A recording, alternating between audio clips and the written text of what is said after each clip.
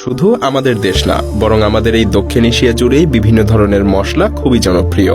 এসব মশলা ছাড়া যেন কোনো রান্নাই আমরা মুখে তুলতে পারি না। কিন্তু এই সকল মশলা কিভাবে তৈরি হয় বা কিভাবে উৎপাদন হয় তা দেখা অনেকটা সৌভাগ্যের ব্যাপার। আপনি হয়তো জানলে অবাক হবেন যে পৃথিবীর বেশিরভাগ মশলাই গাছ থেকে আসে, যেমন লবঙ্গ, দারচিনি, গোলমরিচ, তেজপাতা সহ আরো শত শত মশলা। এখন নিশ্চয়ই আপনার মনে প্রশ্ন আসছে, এসব মশলা যেহেতু গাছ থেকেই উৎপাদন করা হয়, তাহলে এসব মশলার দাম এত বেশি কেন?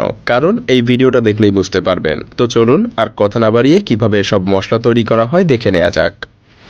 দারচিনি রান্নার কাজে এই মশলাটা অনেক বেশি ব্যবহৃত হয়। আপনি হয়তো জানেন যে দারচিনি আসলে কোনো গাছের বাকল, কিন্তু এটা কোন গাছের ছাল তা হয়তো আপনি জানেন না। আসলে এই গাছগুলো দক্ষিণ ভারত আর শ্রীলঙ্কায় দেখা যায়। এগুলোর দামও অনেক, এজন্য অনেকেই এগুলো চাষ করার জন্য ঝুঁকে পড়ে। কিন্তু এগুলো চাষ করা এতটাও সহজ না, এর পেছনে অনেক শ্রম আর সময় দিতে হয়। গাছ যখন বড় হয়ে যায় তখন একটা রশির সাহায্যে এই গাছের ডালগুলো বেঁধে দেয়া হয়। কিছু সময় পর এগুলোর ছাল আরো শক্ত আর মোটা হয়ে যায়। পরে সেটাকে কেটে ছোট টুকরায় বেঁধে সংগ্রহ করা হয়। এজন্য বাজারে যে দারচিনি পাওয়া যায় সেগুলো মোটামুটি একই সাইজের হয়। এরপর ছালের উপরের বাদামি রঙের আস্তরণ ফেলে দেয়া হয়। আর এই কাজগুলো করার জন্য কোনো মেশিন ব্যবহার করা হয় না। গ্রামের চাষিরা নিজ হাতেই এই কাজগুলো করে।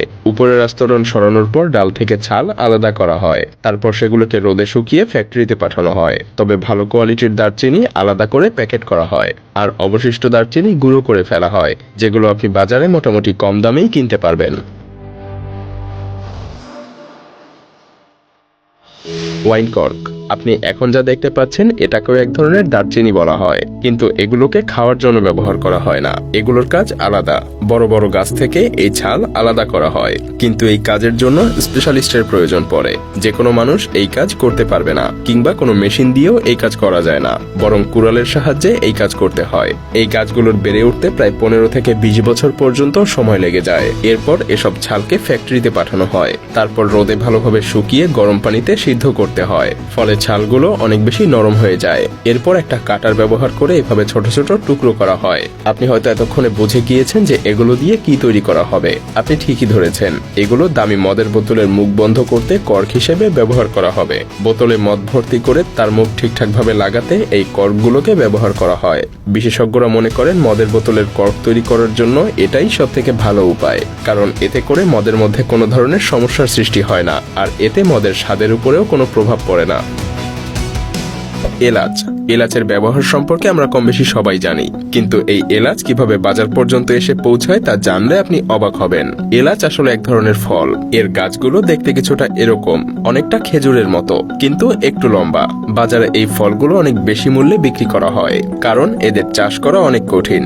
এলাচ চাষের জন্য প্রথমে পূর্ণবয়স্ক এলাচ থেকে বীজগুলোকে আলাদা করা হয়। এরপর মাটি ভর্তি একটা পলিথিনে একটা বা দুইটা করে বীজ রোপণ করা হয়। কয়েক মাস পর চারা যখন বড় হয়ে যায় তখন পলিব্যাগ থেকে বের করে প্রত্যেকটা চারা আলাদা আলাদা করে জমিতে লাগানো হয়। জমিতে লাগানোর প্রায় 1 বছর পর গাছে ফুল আসে। এই 1 বছর গাছের অনেক যত্ন নিতে হয়, সেই সাথে প্রয়োজনীয় সেচ, সার এবং কীটনাশক প্রয়োগ করতে হয়। এলাচ চাষে বেশি কীটনাশক লাগার অন্যতম কারণ হলো এর গাছ থেকেও এলাচের মতোই গন্ধ আসে, যার কারণে অনেক বেশি পরিমাণ কীটপতঙ্গ আকৃষ্ট হয়। মজার ব্যাপার হলো এই অতিরিক্ত খরচের কারণেই অনেকেই এলাচ চাষ করতে চায় না। তবে এই গাছে ফুল আসার কিছুদিনের মধ্যেই তা এলাচ ফলে পরিণত হয়।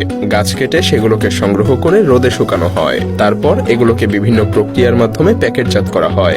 এক একটা গাছে প্রায় 200 থেকে 300টা এলাচ ধরে, আর এই 1 কেজি এলাচ প্রায় 10,000 টাকায় বিক্রি করা হয়।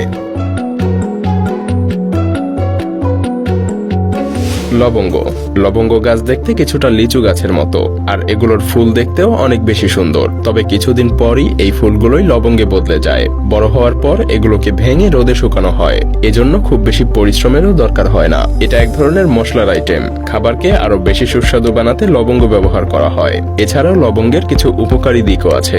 এটা দিয়ে বেশ কিছু ঔষধও বানানো হয়। দাঁতে ব্যথা বা গালে ক্ষয়ের জন্য লবঙ্গ ব্যবহার করা হয়।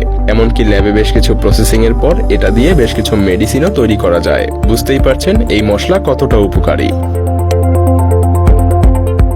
গোলমরিচ মজার ব্যাপার হলো গোলমরিচের গাছ আপনি নিজের ঘরেই লাগাতে পারবেন। তবে এই গাছকে বেড়ে উঠতে হলে অন্য কোনো বড় গাছ বা উঁচু কোনো কিছুর সাহায্য নিতে হবে। এই গাছ বড় হওয়ার পর এমন ফল ধরে।